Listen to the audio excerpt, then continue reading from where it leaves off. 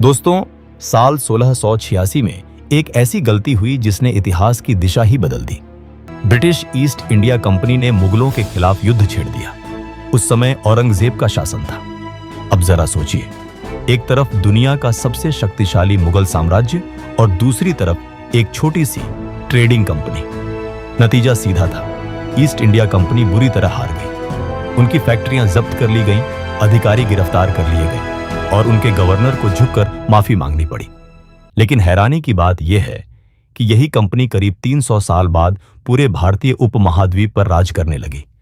आखिर ऐसा कैसे हुआ? कहानी शुरू होती है साल 1600 से, जब कुछ व्यापारियों ने मिलकर ईस्ट इंडिया कंपनी की स्थापना की। सिर्फ 125 शेयर होल्डर थे और कुल पूंजी लगभग 70,000 पाउंड थी। उनका मकसद केवल मसालों का व्यापार करना था। शुरुआत उन्होंने इंडोनेशिया से की, लेकिन वहां पहले से ही पुर्तगाली और डच व्यापारी मौजूद थे और डच कंपनी बहुत अधिक शक्तिशाली थी। इसलिए ईस्ट इंडिया कंपनी ने फैसला किया कि वे भारत की ओर रुख करेंगे। साल 1608 में कंपनी के व्यापारी सूरत पहुंचे, लेकिन यहां मुगल साम्राज्य का शासन था जो बेहद शक्तिशाली था।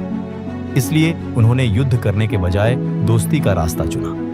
कैप्टन विलियम हॉकिंस आगरा पहुंचे और जहांगीर से मिले, लेकिन उन्हें व्यापार की अनुमति नहीं मिली क्योंकि पुर्तगाली पहले से मुगलों के करीबी थे। इसके बाद कंपनी ने मुगल क्षेत्रों से बाहर प्रयास किया और 1611 में मछलीपट्टनम में अपनी पहली फैक्ट्री स्थापित करने में सफल रही। इसके बाद 1612 में उन्होंने पुर्तगालियों को बैटल ऑफ स्वाली में हरा दिया, जिससे उनका प्रभाव बढ़ने लगा।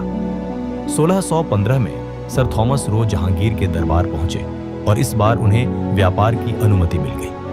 इसके बाद कंपनी ने सूरत, मद्रास, बॉम्बे, पटना जैसे कई स्थानों पर अपनी फैक्ट्रियां स्थापित कर लीं और उनका व्यापार तेजी से बढ़ने लगा। साल 1670 में इंग्लैंड के राजा चार्ल्स द्वितीय ने कंपनी को ऐसे अधिकार दे दिए जिनसे कंपनी एक व्यापारिक संस्था से एक राजनीतिक शक्ति बन गई। उन्हें अपनी सेना रखने, युद्ध करने, जमीन कब्जाने और न्याय व्यवस्था चलाने का अधिकार मिल गया। इसके बाद 1686 में कंपनी ने औरंगजेब से टकराने की कोशिश की, लेकिन उन्हें करारी हार का सामना करना पड़ा। इस हार के बाद उन्होंने सीधे युद्ध करने के बजाय सही मौके का इंतजार करना शुरू किया। साल 1707 में औरंगजेब की मृत्यु के बाद मुगल साम्राज्य कमजोर होने लगा और यही ईस्ट इंडिया कंपनी के लिए सबसे बड़ा मौका था। 1717 में मुगल सम्राट फर्रुखसियर ने कंपनी को टैक्स फ्री व्यापार की अनुमति दे दी, जिससे कंपनी को बहुत बड़ा फायदा मिला और उनके प्रतिस्पर्धी कमजोर पड़ने लगे। इसके बाद 1757 में बैटल ऑफ प्लासी हुआ, जहां कंपनी ने चालाकी से मीर जाफर को अपने पक्ष में कर लिया और नवाब सिराजुद्दौला को हरा दिया। यही वह मोड़ था जहां से कंपनी को भारत में राजनीतिक शक्ति मिलनी शुरू हुई। फिर 1764 में बैटल ऑफ बुक्सार में जीत के बाद 1765 में कंपनी को बंगाल के दीवानी अधिकार मिल गए, जिससे वे सीधे कर वसूलने लगे और एक शासक बन गए। इसके बाद कंपनी ने भारत पर अपना नियंत्रण बढ़ाने के लिए कई तरीके अपनाए, जैसे सब्सिडियरी अलायंस, जिसमें भारतीय राजाओं को अपनी सेना हटानी पड़ती थी और कंपनी उनकी सुरक्षा के नाम पर उनसे पैसा और जमीन लेती थी।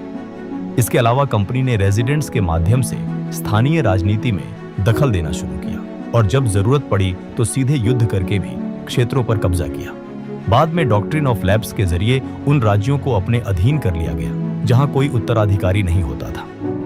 धीरे धीरे 1818 तक भारत का लगभग 2/3 हिस्सा ईस्ट इंडिया कंपनी के नियंत्रण में आ गया और 78% जनसंख्या उनके अधीन आ गई। अंत में 1857 के विद्रोह के बाद ब्रिटिश सरकार ने कंपनी को खत्म कर दिया और भारत में सीधे ब्रिटिश राज की शुरुआत हुई। इस तरह एक छोटी सी कंपनी जो सिर्फ मसालों का व्यापार करने आई थी, उसने पूरे भारत पर राज किया। यह कहानी हमें सिखाती है कि इतिहास में जीत केवल ताकत से नहीं, बल्कि रणनीति, धैर्य और सही मौके का फायदा उठाने से मिलती है।